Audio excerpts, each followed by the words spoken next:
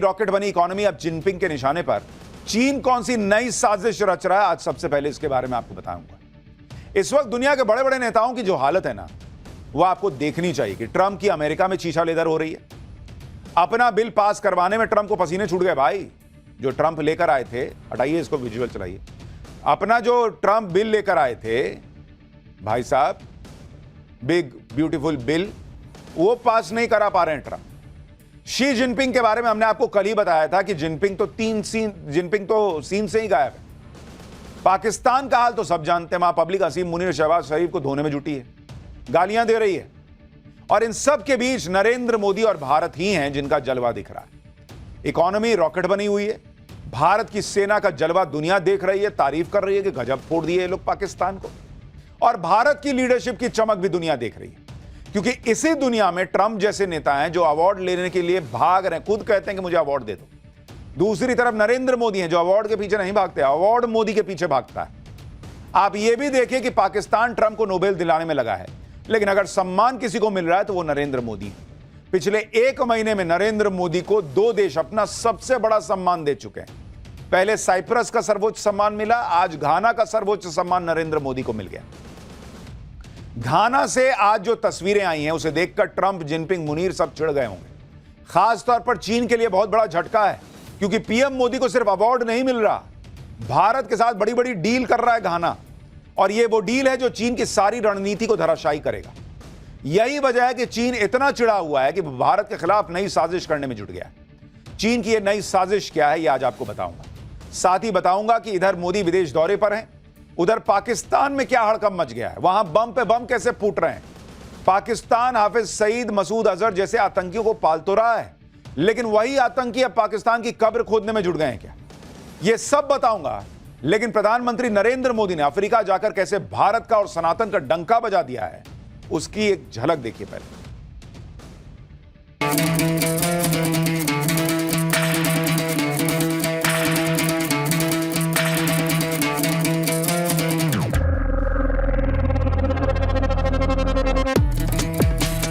हमारे लिए लोकतंत्र एक सिस्टम नहीं बल्कि संस्कार है।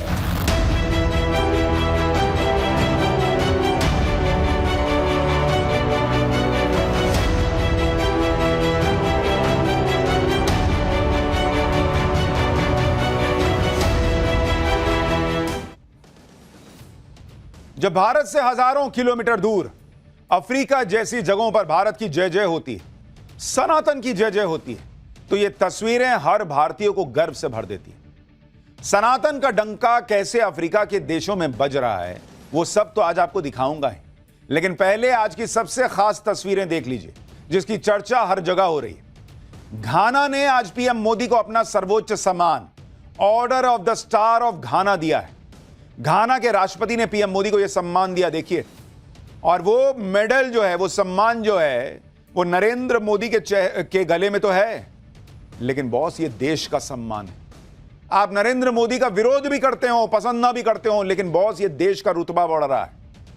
और विदेश मंत्रालय की तरफ से बताया गया कि पीएम मोदी को यह अवार्ड उनके नेतृत्व और ग्लोबल लेवल पर उनके प्रभाव के लिए दिया गया है। घाना में अवार्ड मिलने के बाद पीएम मोदी ने क्या कहा, एक बार आपको सुनना चाहिए। फिर बताऊंगा कि पीएम मोदी की वो डिप्लोमेसी जिसकी वजह से आज घाना में भारत का नाम गूंज रहा है, और चीन भाई साहब अलग अलग बुलाया हुआ है। मेरे लिए अत्यंत गर्व और सम्मान की बात है। मैं राष्ट्रपति महामाजी, घाना सरकार और घाना के लोगों का हृदय से आभार प्रकट करता हूं। मैं इस सम्मान को 140 करोड़ भारतीयों की ओर से विनम्रता के साथ स्वीकार करता हूं। अच्छा, आप देखिए कि 11 सालों में पीएम मोदी को सर्वोच्च सम्मान मिलने की लाइन लगी हुई है भाई, झड़ी लगी हुई है। पीएम मोदी को इन 11 सालों में अब तक 24 ग्लोबल अवार्ड मिल चुके हैं। कुछ दिन पहले पीएम मोदी साइप्रस गए थे तो वहां का सर्वोच्च सम्मान मिला था। इसके अलावा यूएई, अफगानिस्तान, सऊदी अरब, कुवैत जैसे मुस्लिम देश भी पीएम मोदी को सम्मानित कर चुके हैं। पीएम मोदी को विदेश में इतने सम्मान मिल चुके हैं जितने भारत के किसी प्रधानमंत्री को आज तक नहीं मिले। सर्वोच्च सम्मान की अगर बात करूं, आप देखिए किस तरह से नरेंद्र मोदी इस लाइन में वहां खड़े हैं जहां दुनिया का ग्लोबल लीडर कोई छोड़िए बॉस, भारत का कोई प्रधानमंत्री खड़ा नहीं होता है। अगर आप सर्वोच्च सम्मान देखेंगे जो नरेंद्र मोदी को मिला है बीते 11 सालों में, अगर आप देखेंगे तो उसकी संख्या आप देखिए। पीएम मोदी को कितना मिला भाई? पीएम मोदी को 24 सम्मान मिल चुके हैं, 24।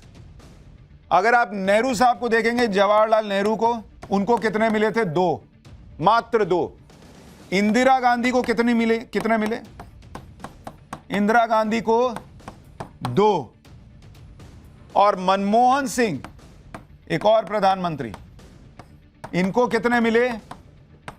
2। तो जिनको लगता है कि दूसरे देशों का सर्वोच्च सम्मान क्या है, किसी को भी मिल जाता होगा, बॉस किसी को भी नहीं मिलता। ये 2 उठाने वाले लोग थे। और एक नरेंद्र मोदी हैं जो 11 साल में 24 सर्वोच्च सम्मान हासिल कर चुके हैं या ग्लोबल सम्मान हासिल कर चुके हैं अलग अलग देशों। और आप खुद पीएम मोदी की लोकप्रियता देख लीजिए, कहां 24 अवार्ड और कहां 2 अवार्ड इन लोगों के। सोचिए उस प्रधानमंत्री की विदेश नीति पर राहुल गांधी सवाल उठाते हैं। कुछ लोगों को यह लग रहा होगा कि पीएम मोदी पता नहीं ऐसा कौन सा जादू चला देते हैं कि जहां जाते हैं वहां देश उन्हें अवार्ड देने लगते हैं। बॉस, ये कोई जादू नहीं है, ये नरेंद्र मोदी का काम है, भारत की ताकत है जो उनके नेतृत्व में दुनिया भर को सलाम कर रही है। दुनिया उन्हें सलाम कर रही है, भारत को सलाम कर रही है। जैसे आप घाना का उदाहरण देखिए, कोविड जैसे मुश्किल वक्त में पीएम मोदी ने घाना को वैक्सीन भिजवाई थी बॉस। पीएम मोदी के नेतृत्व में ही साल 2023 में भारत में G20 की बैठक हुई। इसी बैठक में 54 देशों के समूह वाला अफ्रीकन यूनियन G20 का स्थायी सदस्य बना। पीएम मोदी ही वो नेता हैं जो हर ग्लोबल मंच से उन कमजोर देशों की आवाज उठाते हैं जिन्हें दूसरे ताकतवर देश इग्नोर करते हैं। पीएम मोदी के ही कार्यकाल में घाना और भारत के बीच द्विपक्षीय व्यापार 160% बढ़ गया। पीएम मोदी के ही कार्यकाल में घाना में भारत का निर्यात करीब 2 गुना हो गया है। यानी नरेंद्र मोदी की विदेश नीति यह है कि भाई जो डेवलप्ड कंट्रीज हैं, जो बड़े देश हैं, बड़ी अर्थव्यवस्थाएं हैं, उनसे दोस्ती है, ठीक है, और बराबरी की दोस्ती होगी। ये नहीं कि तुम्हारा ऑर्डर लेंगे। लेकिन जो छोटे देश हैं, जो विकासशील देश हैं, अविकसित देश हैं, उनको भी साथ लेके चलेंगे बॉस, छोड़ नहीं देंगे। वो ट्रंप नहीं है कि फायदा निकलेगा तो काम करेंगे तुम्हारे साथ, नहीं तो जाओ यहां से हटो। वो चीन नहीं है कि तुमसे 2 रुपए का काम लेने के लिए जो है 8 रुपया देंगे और तुम्हारी जमीन हड़प लेंगे। जब घाना और अफ्रीकन यूनियन के साथ पीएम मोदी की ऐसी डिप्लोमेसी होगी तो फिर कोई देश कैसे पीएम मोदी को इग्नोर कर सकता है या उन्हें सम्मान दिए बिना लौटा सकता है? विदेशों में पीएम मोदी का डंका कैसे बजता है, घाना के दौरे पर इसकी एक और तस्वीर देखिए। पीएम मोदी ने जब घाना के संसद को संबोधित किया तो भाषण के बाद पीएम मोदी से हाथ मिलाने की लाइन लग गई बॉस। ये तस्वीर देखिए, सारे वहां पर जो उनकी संसद में सांसद थे, भाई साहब सब आगे आके हाथ मिला रहे हैं। ये भारत की ताकत है बॉस। आपको वहां नरेंद्र मोदी नहीं, भारत का प्रधानमंत्री दिखना चाहिए जो भारत को इस तरह से मजबूती से खड़ा कर रहा है। पीएम मोदी ने भी उनके इस सम्मान के प्रति आभार जताते हुए एक एक सांसद से हाथ मिलाया। पीएम मोदी ने जब घाना की संसद को संबोधित किया तो वहां उन्होंने ऐसी बात कही कि घाना के सांसदों के होश उड़ गए। पीएम मोदी ने बताया कि भारत में 2500 पॉलिटिकल पार्टियां हैं, 2500, और यह बात सुनकर घाना के सांसद दंग रह गए। सुनिए पीएम मोदी ने घाना की संसद में और क्या कहा। India is the mother of democracy. हमारे लिए लोकतंत्र एक सिस्टम नहीं बल्कि संस्कार है। हजारों वर्षों से लोकतंत्र ने भारतीय समाज को निरंतर गति दी है। India has over 2,500 political parties. I repeat, 2,500 political parties. 20 different parties governing different states. 22 official languages. Thousands of dialects. एक तरफ प्रधानमंत्री मोदी हैं जो दुनिया में जा जाकर बताते हैं कि देखिए भारत बहुत तेजी से आगे बढ़ रहा है, यहां अपॉर्चुनिटी है, आइए। दुनिया में जाके बताते हैं कि भारत का लोकतंत्र जो है ना, वो हमारे रगों में लोकतंत्र बहता है। भारत जो है वो ऐसा लोकतांत्रिक देश है। और एक तरफ राहुल गांधी विदेश जाते हैं, सब खत्म हो गया जी, हमारे यहां कुछ नहीं बचा, हमारे यहां तो जुडिशरी भाई खत्म मामला है, हमारे यहां कुछ नहीं है, ऐसा वाला हिसाब पैदा कर देते हैं। पीएम मोदी 5 देशों की यात्रा पर है। आज उन्होंने घाना की संसद को संबोधित किया। अब वो त्रिनिदाद और नामीबिया में भी संसद को संबोधित करेंगे। संसद को संबोधित करने के मामले में भी पीएम मोदी भारतीय प्रधानमंत्रियों में सबसे आगे हैं। पीएम मोदी अभी तक 15 बार विदेशी संसद को संबोधित कर चुके हैं। दूसरे नंबर पर मनमोहन सिंह हैं जो 7 बार विदेशी संसद में भाषण दे चुके हैं। तीसरे नंबर पर इंदिरा गांधी हैं जो 4 बार ऐसा कर चुकी हैं। और चौथे नंबर पर जवाहरलाल नेहरू हैं जिन्हें यह सम्मान 3 बार हासिल हुआ। यानी इस मामले में भी पीएम मोदी की टक्कर में कोई नहीं। यह सम्मान पीएम मोदी का ही नहीं, भारत का भी सम्मान है। और घाना में तो भारत के लिए जबरदस्त क्रेज दिखा। जब पीएम मोदी घाना की संसद को संबोधित कर रहे थे तो वहां 2 सांसद भारतीय परिधान में दिख गए। पीएम मोदी के भाषण के बाद वहां स्पीकर ने जब संसद को संचालित किया तो वहां सांसद भारत विजिट की मांग करने लगे और स्पीकर ने उन्हें भरोसा दिया कि वो इसकी इजाजत देंगे। घाना के एक सांसद पगड़ी पहनकर आ गए थे, ये देखिए, दूल्हा टाइप तैयार होकर आ गए भाई। एक सांसद जो है वो दुल्हन टाइप तैयार होकर आ गई। इनकी सांसद साहब की पगड़ी अलग ही चमक रही। इसके अलावा एक महिला सांसद भारतीय परिधान में साड़ी में आ गई। अब देखिए घाना की संसद में क्या मजेदार बातचीत हुई और कैसे पीएम मोदी भी इस बातचीत को सुनकर उसका आनंद ले रहे थे। I recognize that the honorable member is itching to visit India. Time is not on our side, but my attention has been drawn outdooring herself straight in front of us. So I thank honorable members for that. The love for the country of India, its people and its culture. ये तस्वीरें बताती हैं कि घाना और भारत में कैसा गहरा सांस्कृतिक कनेक्शन है। और सोचिए उसके बाद भी इस देश में 30 साल से कोई नहीं गया था भारतीय प्रधानमंत्री। घाना में तो सनातन की मजबूत जड़ें भी हैं। घाना में पीएम मोदी का स्वागत एकदम सनातनी अंदाज में किया गया। माथे पर तिलक, चंदन, गले में कंठी माला, धोती कुर्ता वाला भारतीय पहनावा। पीएम मोदी के स्वागत में घाना के बच्चे एकदम सनातनी रंग में रंगे हुए। इस वीडियो में घाना के बच्चे पीएम मोदी के स्वागत में श्लोक सुना रहे थे। सुनिए आप भी जरा।